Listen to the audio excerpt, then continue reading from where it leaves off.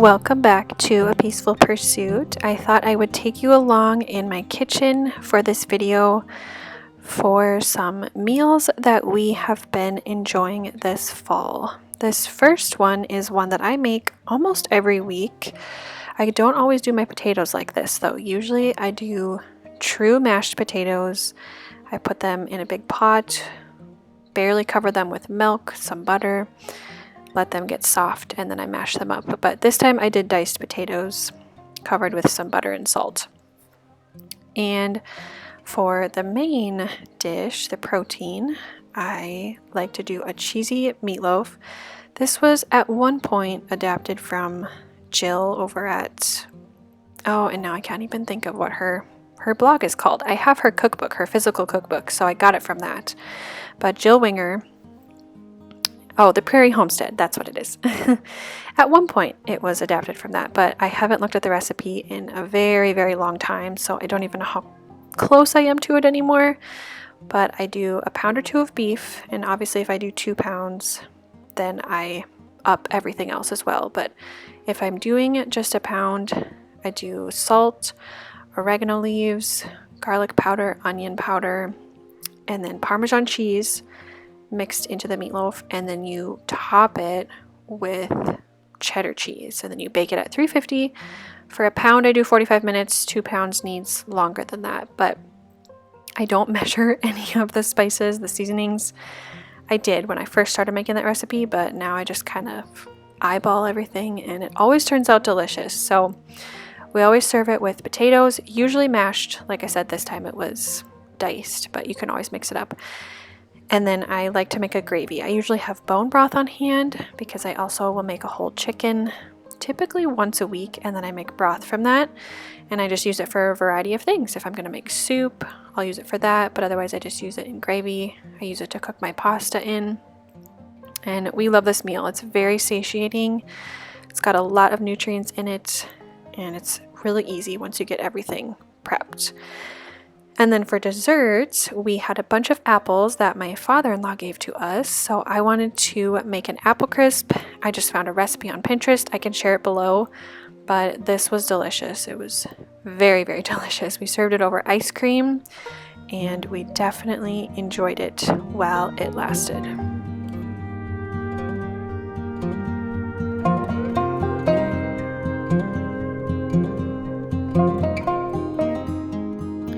So the next meal that we enjoy in some form almost every week is a whole chicken.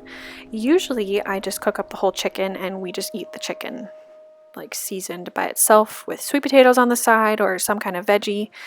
But this time I actually had veggies to use up, and I had some biscuits to use up that were sitting in the fridge. And so I cooked up the whole chicken and I used it to do a chicken pot pie. So once the chicken was cooked, I just picked off as much of it as I wanted, which I actually almost preferred it this way, because when I make whole chicken, or when I make chicken pot pie otherwise, it's usually only a couple chicken breasts, and I want a little bit more chicken in it than that, so there's a little more protein. So this way it gave me a little bit more, but then we still had leftover chicken to use for other things too, so that was nice. And I just sauteed up some carrots and onion, a little bit of celery and some butter, and then I added some einkorn flour and some bone broth to kind of make a little soupy, creamy chicken mixture. And then I topped it with the biscuits and baked it in the oven. I think these biscuits were already baked, so I didn't want to do it too long, so I think I did it at 325 for 10 or 15 minutes or so, just to kind of get everything meshed together.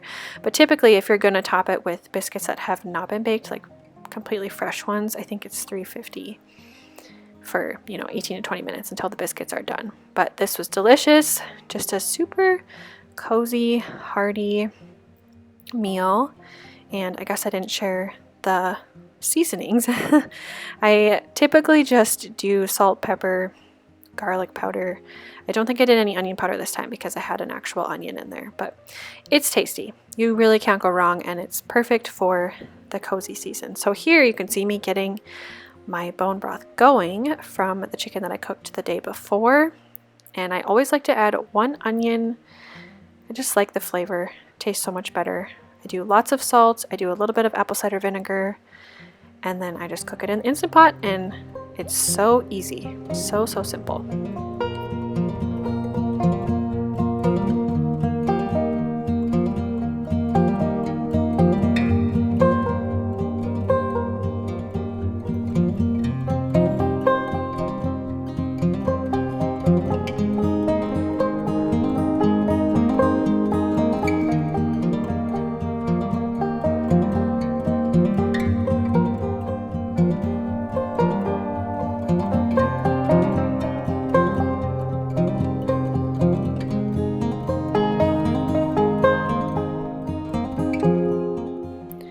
Then I made a zuppa toscana soup, and I actually didn't get any footage of that because we ended up having family over, and it just kind of got chaotic trying to figure out how to take the camera out and film that. But I did get some footage earlier of the breadsticks, so that's what I'm showing you here. I did the Farmhouse on Boone breadstick recipe, which I had not made before, and I did it with completely freshly milled wheat. Or freshly milled flour from wheat berries, and they turned out really good. I really liked the butter topping that you put on right after you bake them. It's like an herb kind of butter mixture. They were really good. So we dipped those in the soup, and that was a deliciously cozy meal. I will have that recipe linked for you down below if you want to give it a try.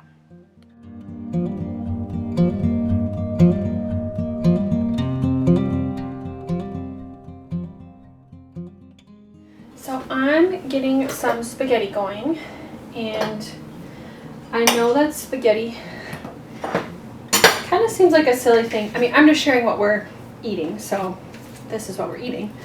But it kind of seems like a silly thing to share because I feel like everyone knows how to make spaghetti. It's really not complicated. You literally just brown up some beef, add some sauce, pasta.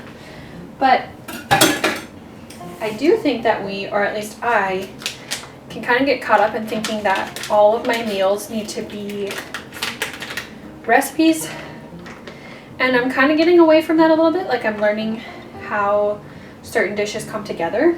And I don't actually even use recipes a lot anymore. I just kind of go off of the few that I know, and then when I want to bring in something new, I'll do a recipe. But I don't know, once you learn the basics, you can switch things up. But I wanted to share that we're doing spaghetti because it's something that my family really enjoys, really easy, so it's not a lot on mom. I do like cooking too, so I'm not saying that like every meal has to be easy. You can definitely do that as something creative for yourself, and it's fun. But it's really easy and actually has a lot of nutrition. The ground beef, the pasta, I always cook my pasta in bone broth unless I don't have any at all, and that adds protein to it. Adds a lot of minerals, and I just put just enough in there so I don't have to strain any of it off. The noodles will soak it all up, and then you're getting all of that nutrition. So spaghetti is just a really easy one, I think, to include periodically. Top it with cheese. Really have a really nutritious, nutrient-dense meal that is simple. So it's one of those ones, kind of like tacos, which we usually eat about once a week, and you can just pack a lot of nutrients in that meal as well. So I think sometimes it's so easy to just start overthinking it. I do for sure. And you don't have to. There are nutrient dense ways to eat very basic meals, and then you're still cooking from scratch. You could make it even more from scratch if you wanted to make your pasta sauce yourself and your pasta. That would be taking it to the next level for sure, but you're still having a home-cooked meal. You know, Aldi has the organic marinara. It's great. It's inexpensive, packs a lot of nutrients, and everybody loves it.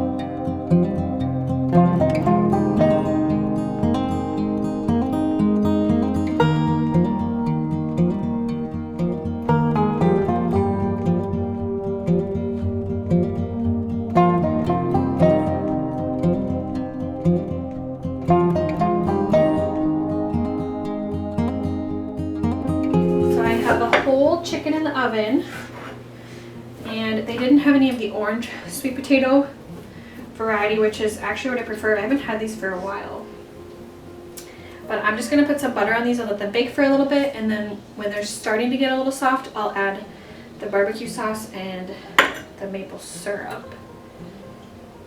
That way it'll kind of be like a salty and sweet combination.